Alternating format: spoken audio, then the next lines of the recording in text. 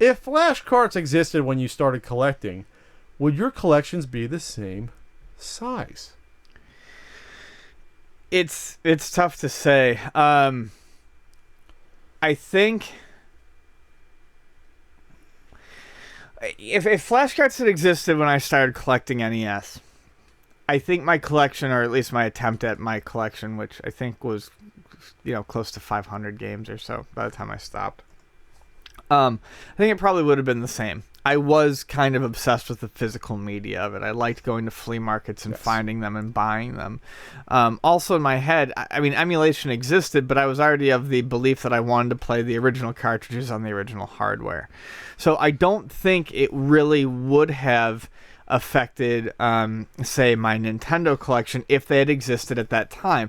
I would have looked at them as a novelty. I probably would have owned one. I probably would have used it to test out what games I wanted to buy next, but I probably would have continued to buy games, and at that point in time, I did kind of want a full set. I would have ended up buying everything. It's your mentality.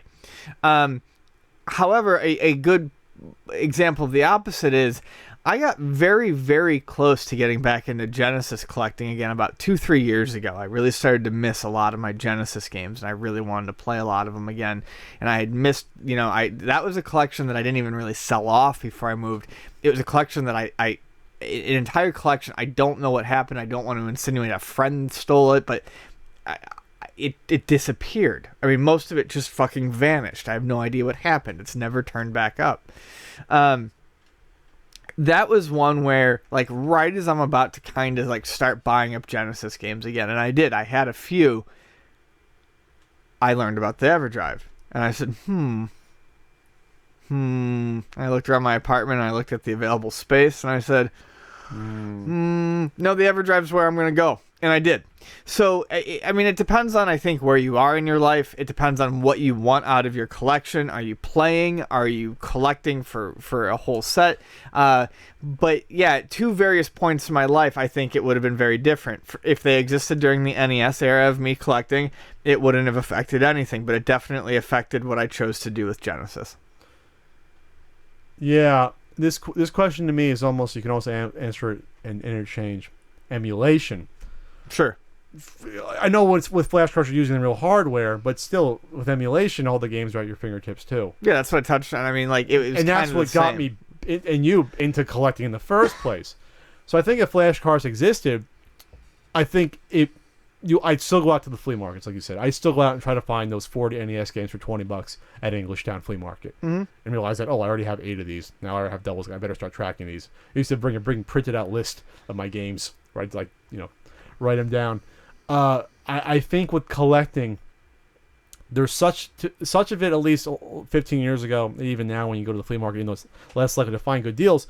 There's such a thrill of the hunt aspect to it, and not knowing what you're going to discover. Maybe I'll find this box Game Boy game that I would never thought of getting, but now it's in front of my face. So flashcards or emulation don't affect that at all.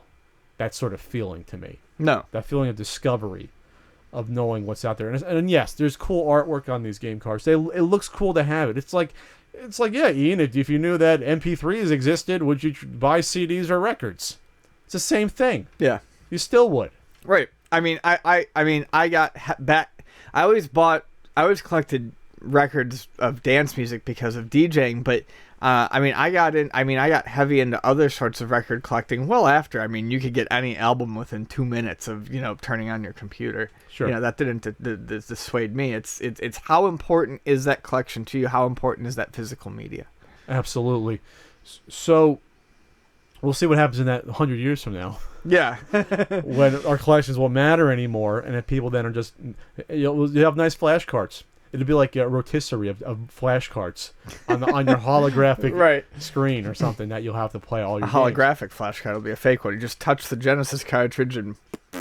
Holographic controllers. You don't even need the controllers anymore. No, that sounds awful. I need feedback. You need the feedback? Yeah. We won't figure that out in the holodeck? Yeah, we might. There was feedback. Okay, yeah, there was feedback. I never got that with the holodeck. Yeah, but I want it to exist. Absolutely, I want it to exist, but I don't understand how can you get killed in the holodeck. It's like being killed in like a Nightmare on Elm Street dream to me. It's like, what are we talking about? Fiction. Okay. That's the end of the podcast.